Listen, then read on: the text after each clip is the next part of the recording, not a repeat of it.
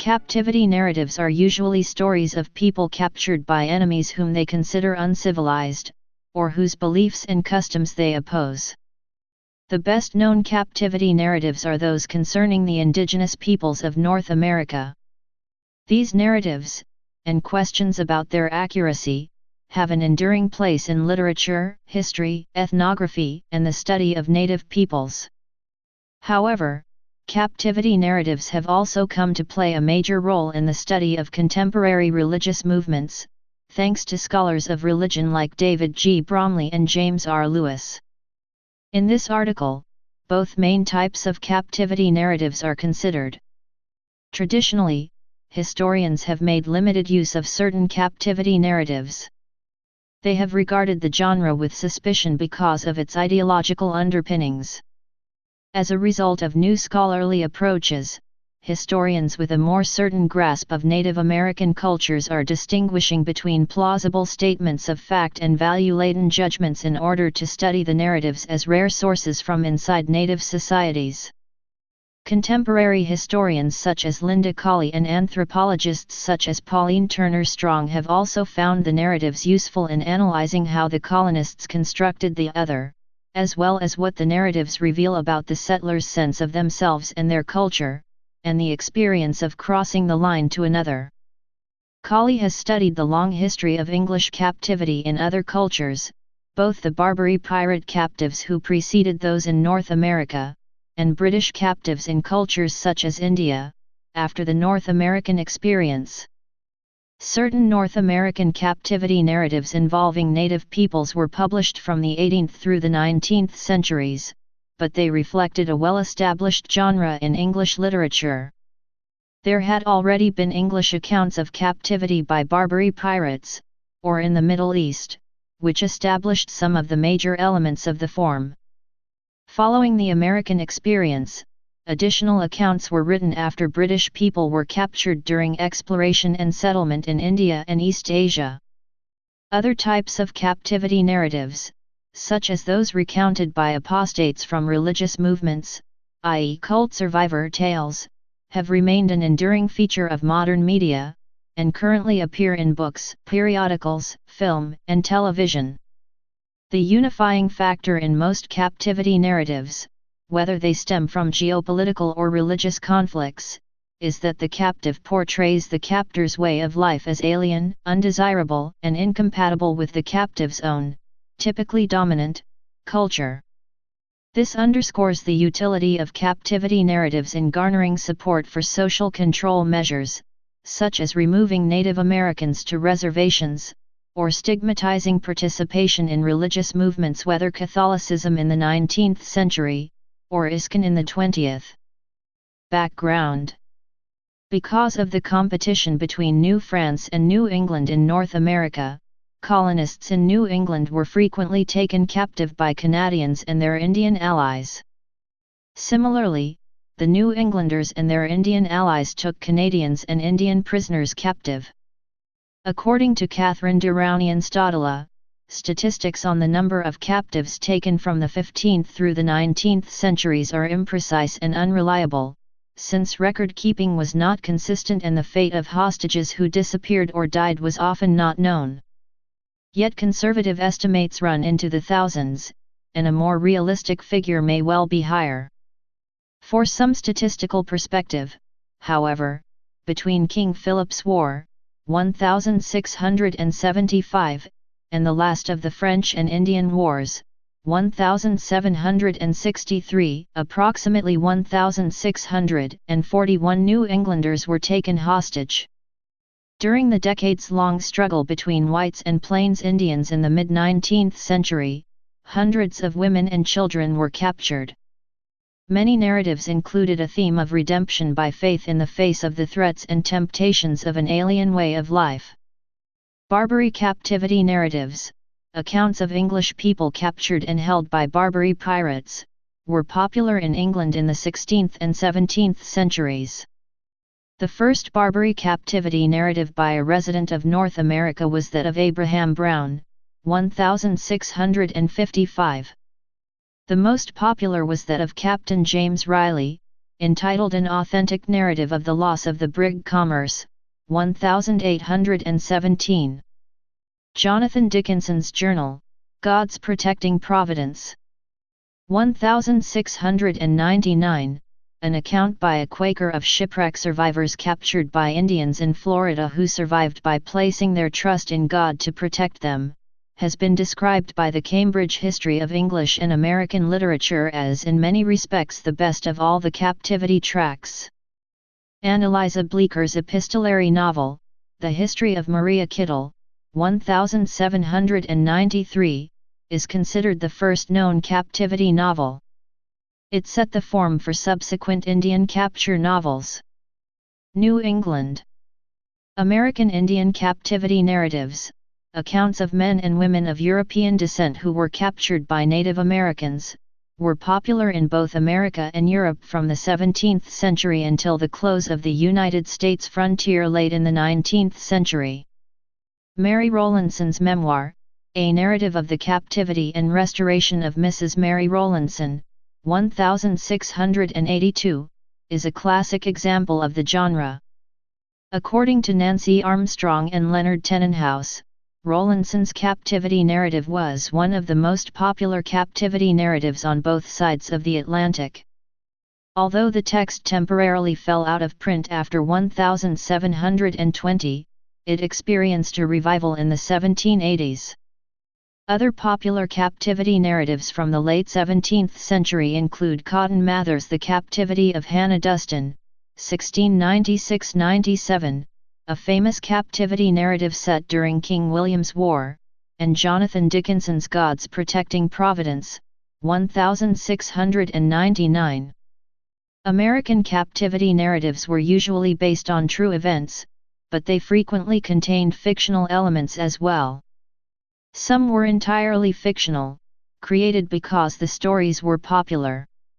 One spurious captivity narrative was The Remarkable Adventures of Jackson Yohannet, of Massachusetts, Boston, 1793.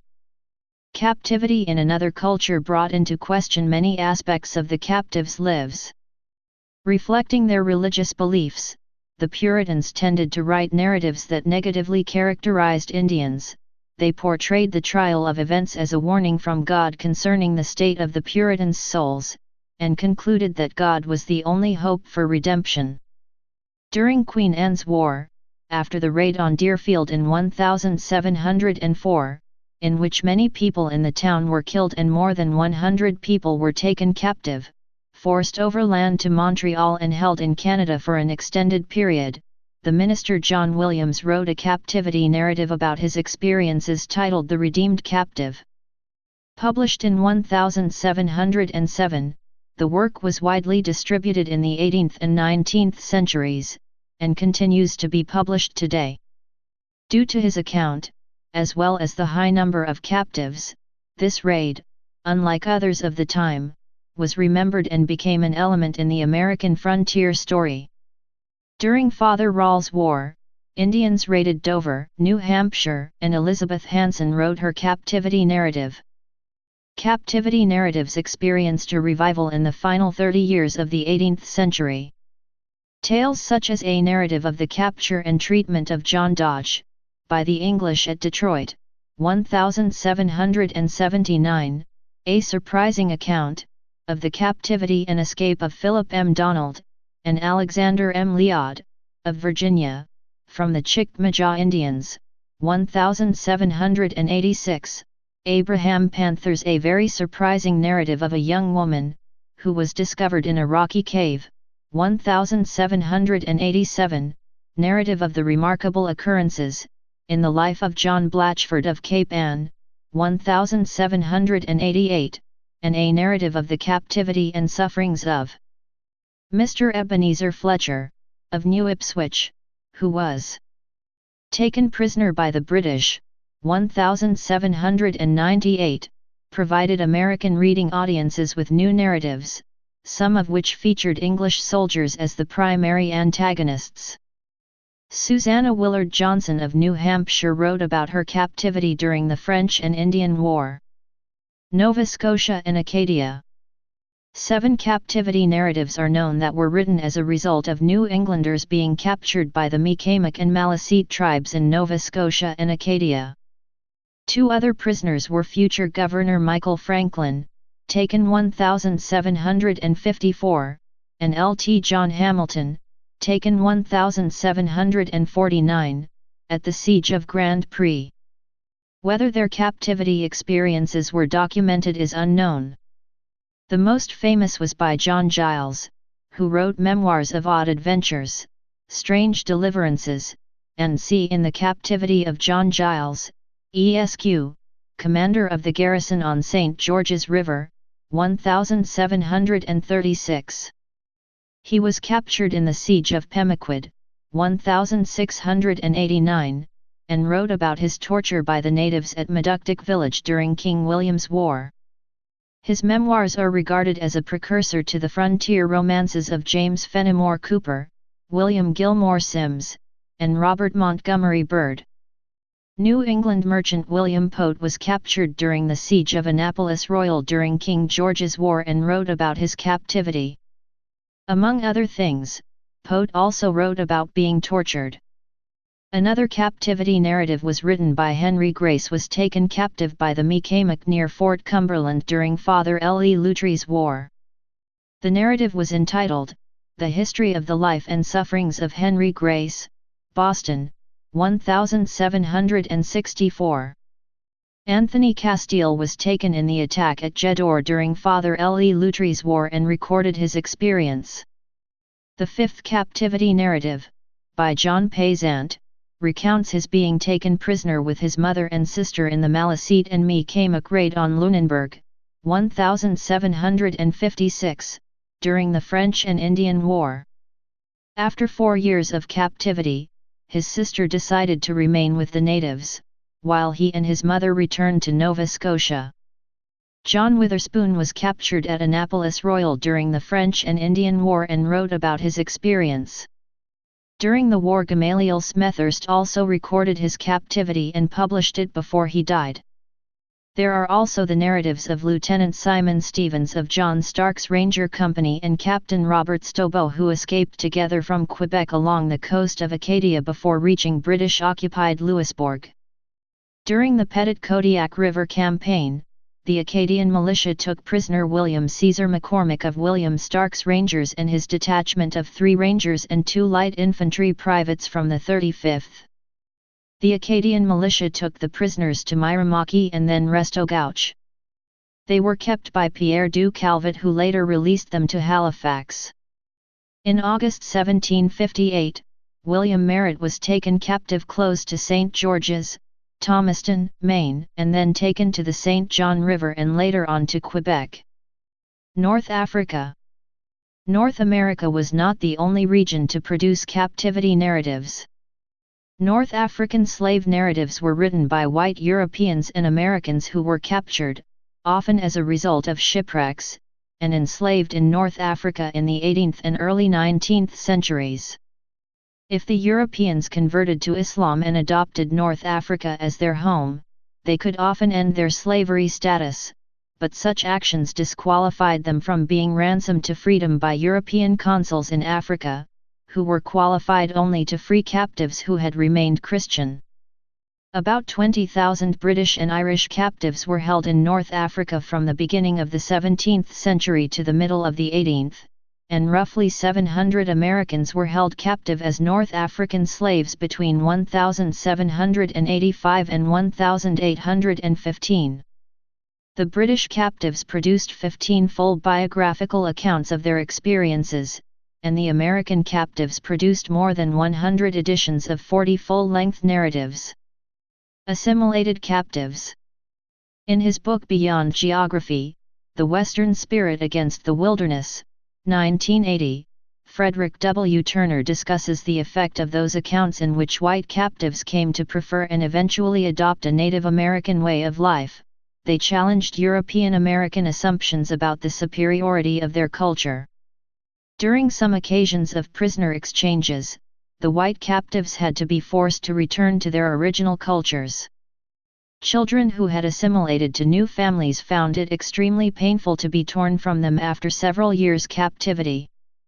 Numerous adult and young captives who had assimilated chose to stay with American Indians and never returned to live in Anglo-American or European communities. The story of Mary Jemison, who was captured as a young girl, 1755, and spent the remainder of her 90 years among the Seneca, is such an example. It is uncertain to what extent captives who preferred to remain with their captors were acting on their own free will or were under the effects of Stockholm Syndrome or traumatic bonding, defined as the strong emotional attachment between an abused person and his or her abuser, formed as a result of the cycle of violence. At the same time, the temptation to explain away in psychological terms what may have been genuine love for adoptive parents or native culture should be recognized. Where the Spirit Lives, a 1989 film written by Keith Leckie and directed by Bruce Pittman, turns the tables on the familiar white captive/Aboriginal captors narrative. It sensitively portrays the plight of young Canadian Aborigines who were captured and sent to residential schools, where they were stripped of their native identity and forced to conform to Eurocentric customs and beliefs.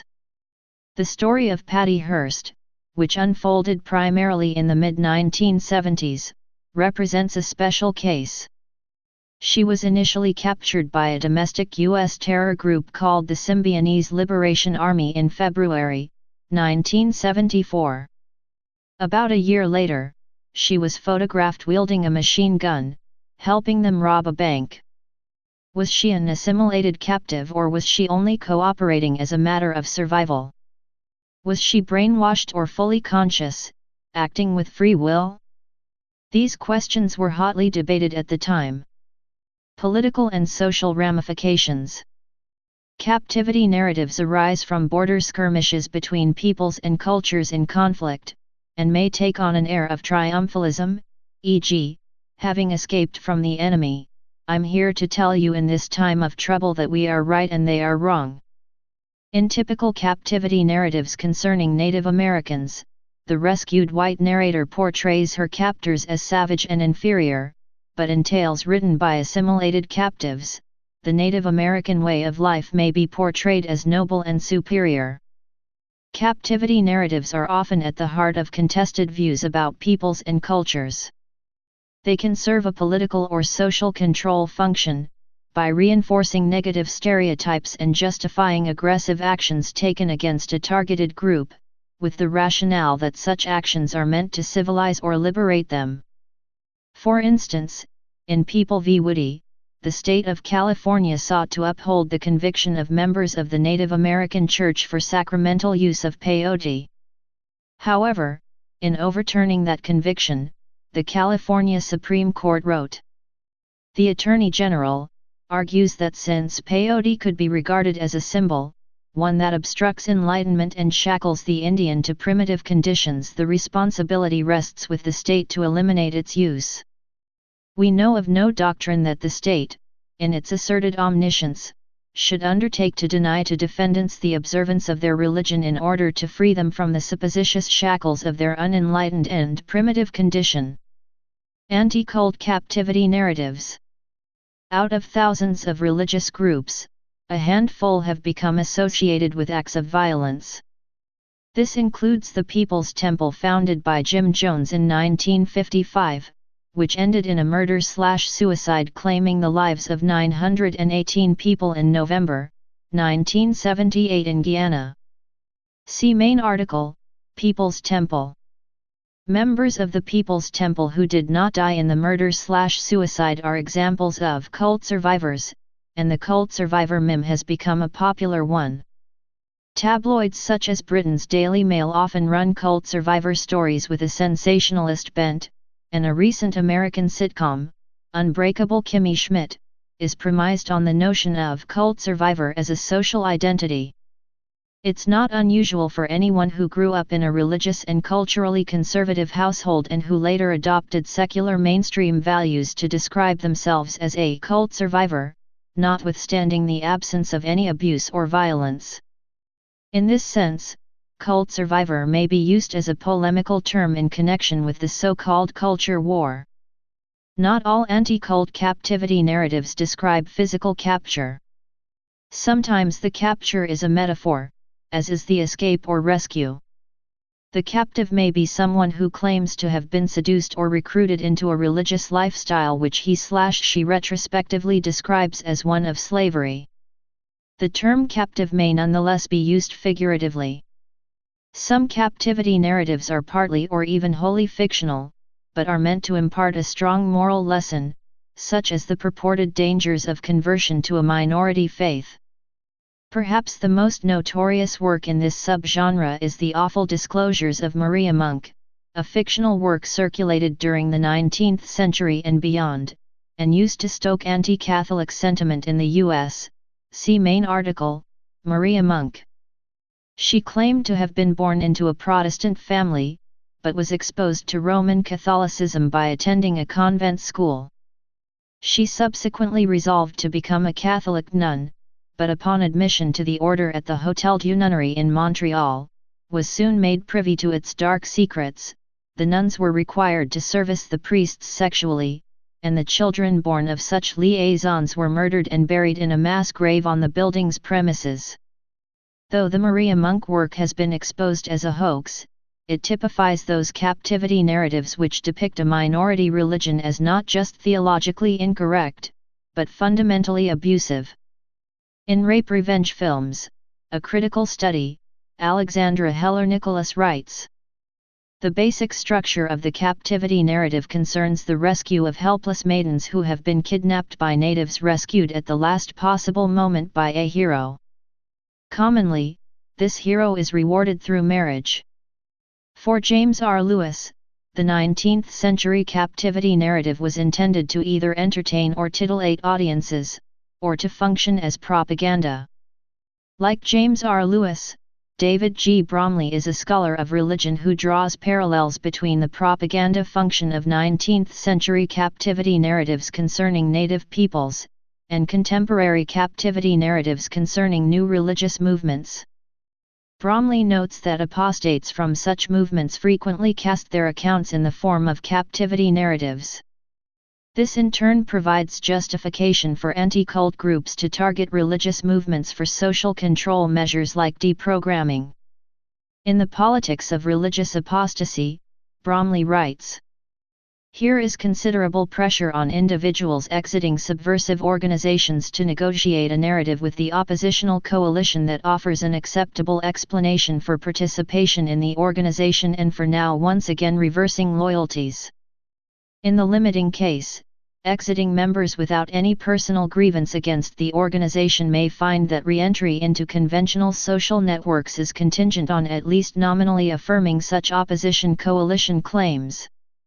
The archetypal account that is negotiated is a captivity narrative in which apostates assert that they were innocently or naively operating in what they had every reason to believe was a normal, secure social site, were subjected to overpowering subversive techniques, endured a period of subjugation during which they experienced tribulation and humiliation, ultimately effected escape or rescue from the organization, and subsequently renounced their former loyalties and issued a public warning of the dangers of the former organization as a matter of civic responsibility.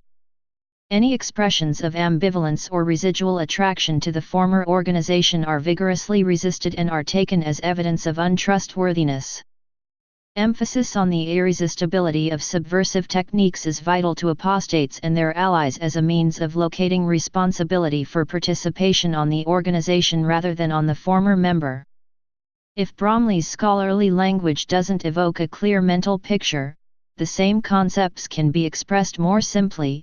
A person may voluntarily join a religious movement or spiritual group and remain with it for some years, finding it beneficial, and establishing an identity as a spiritual adherent. If the same person later leaves the group and tries to rejoin the secular mainstream, she or he may be subject to mistrust or social stigmatization by a new secular peer group. The apostate therefore fashions a retrospective account which takes the form of a captivity narrative. In this account, he or she never really joined the spiritual group, but rather was taken captive through some diabolical form of mind control which rendered her unable to resist. She or he was then held in captivity for some years, subjected to atrocities, and finally escaped, or was rescued by some agent alleged to represent normative values, such as a therapist, anti-cult counselor, or fellow apostate, the hero in such modern tales. She or he is, above all, a victim, and cannot be blamed for her former involvement with a stigmatized group. By recounting her captivity narrative to a new secular audience, the apostate confirms and reinforces negative views about the spiritual group in question, and so rehabilitates her or his reputation in the secular world. Thus, apostate captivity narratives containing atrocity stories have come to occupy a central place in the study of new religious movements, and in contested views about such movements. No one questions that a murder/suicide took place at Jonestown, but critics of the anti-cult movement claim that this rare event is treated as paradigmatic and used to paint a negative picture of new religious movements as a whole. Cult survivor tales have become a familiar genre. They employ the devices of the captivity narrative in dramatic fashion, typically pitting mainstream secular values against the values held by some spiritual minority, which may be caricatured. As is true of the broader category, anti-cult captivity narratives are sometimes regarded with suspicion due to their ideological underpinnings, their formulaic character, and their utility in justifying social control measures. In addition, critics of the genre tend to reject the mind control thesis, and to observe that it's extremely rare in Western nations for religious or spiritual groups to hold anyone physically captive. Like captivity narratives in general, anti-cult captivity narratives also raise contextual concerns. Ethnohistoric Native American culture differs markedly from Western European culture. Each may have its merits within its own context. Modern theorists question the fairness of pitting one culture against another and making broad value judgments. Similarly, spiritual groups may adopt a different way of life than the secular majority, but that way of life may have merits within its own context. Spiritual beliefs, rituals, and customs are not necessarily inferior simply because they differ from the secular mainstream. Anti-cult captivity narratives which attempt to equate difference with abuse, or to invoke a victim paradigm, may sometimes be criticized as unfair by scholars who believe that research into religious movements should be context-based and value-free. Beliefs, rituals, and customs which we assumed were merely primitive or strange may turn out to have profound meaning when examined in their own context. Just as where the spirit lives may be viewed as a reverse captivity narrative concerning native peoples, the story of Donna Seidenberg Bavis, as recounted in the Washington Post, may be viewed as a reverse captivity narrative concerning new religious movements. The typical contemporary anti-cult captivity narrative is one in which a purported victim of cult mind control is rescued from a life of slavery by some form of deprogramming or exit counseling. However, Donna Seidenberg Bavis was a Hare Krishna devotee, member of ISKCON, who according to a lawsuit filed on her behalf by the American Civil Liberties Union was abducted by deprogrammers in February 1977, and held captive for 33 days. During that time, she was subjected to abusive treatment in an effort to deprogram her of her religious beliefs. She escaped her captors by pretending to cooperate, then returned to the Krishna Temple in Potomac, Maryland. She subsequently filed a lawsuit claiming that her freedom of religion had been violated by the deprogramming attempt, and that she had been denied due process as a member of a hated class. Satanic captivity narratives. Among anti-cult captivity narratives, a subgenre is the satanic ritual abuse story, the best known example being Michelle Remembers. In this type of narrative, a person claims to have developed a new awareness of previously unreported ritual abuse as a result of some form of therapy which purports to recover repressed memories, often using suggestive techniques. Michelle Remembers represents the cult survivor tale at its most extreme. In it, Michelle Smith recounts horrific tales of sexual and physical abuse at the hands of the Church of Satan over a 5-year interval. However, the book has been extensively debunked, and is now considered most notable for its role in contributing to the satanic ritual abuse scare of the 1980s, which culminated in the McMartin preschool trial. Conclusions. This article references captivity narratives drawn from literature, history, sociology, religious studies, and modern media. Scholars point to certain unifying factors. Of early Puritan captivity narratives, David L. Minter writes, "First, they became instruments of propaganda against Indian devils and French papists.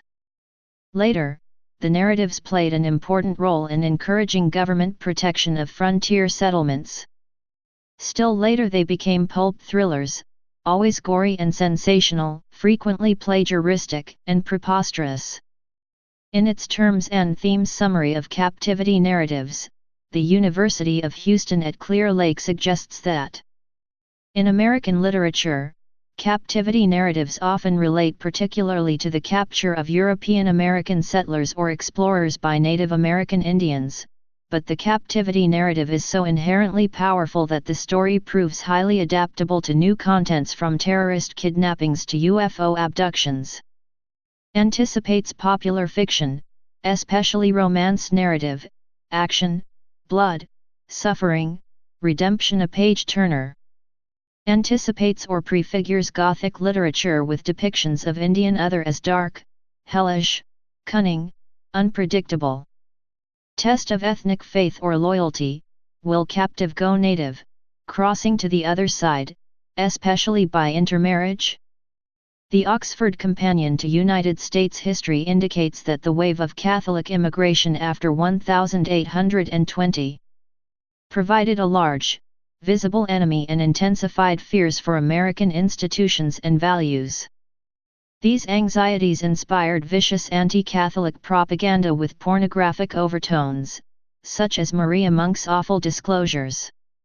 Alexandra Heller Nicholas, quoted earlier, points to the presence of a helpless maiden, and a hero who rescues her. Together, these analyses suggest that some of the common elements we may encounter in different types of captivity narratives include a captor portrayed as quintessentially evil, a suffering victim, often female, a romantic or sexual encounter occurring in an alien culture, an heroic rescue, often by a male hero, an element of propaganda. Notable captivity narratives. 15th century. Johann Schildberger, 1460, Reesbook. 16th to 17th century. Alvar Núñez Cabeza de Vaca, 1542, La Relation, The Report, translated as The Narrative of Cabeza de Vaca by Rolina Adorno and Patrick Charles Potts. Hans Staden, 1557, True Story and Description of a Country of Wild, Naked, Grim, Man-Eating People in the New World, America. Hernando de Escalante Fontaneda, 1575, Memoir on the Country and Ancient Indian Tribes of Florida. Fernão Mendes Pinto, 1614, Pilgrimage. Anthony Nivette, 1625, The Admirable Adventures and Strange Fortunes of Master Anthony Nivette. Robert Knox, 1659–1678, An Historical Relation of the Island Ceylon. Hendrik Hamel, 1668, Hamel's Journal and a Description of the Kingdom of Korea, 1653–1666. Mary Rowlandson, 1682, The Sovereignty and Goodness of God. Cotton Mather, 1696–97, The Captivity of Hannah Duston. 18th century. John Williams, Reverend, 1709, The Redeemed Captive. Robert Drury, 1729, Madagascar, or Robert Drury's Journal.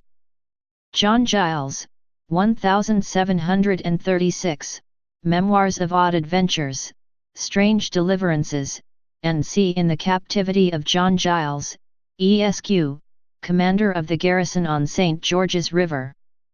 Thomas Pellow, 1740, The History of the Long Captivity and Adventures of Thomas Pellow. William Walton, The Captivity of Benjamin Gilbert and His Family, 1780-83. Mercy Harbison, 1792, The Capture and Escape of Mercy Harbison, 1792. Susanna Willard Johnson, 1796, A Narrative of the Captivity of Mrs. Johnson, containing an account of her suffering. Please subscribe and thanks for watching.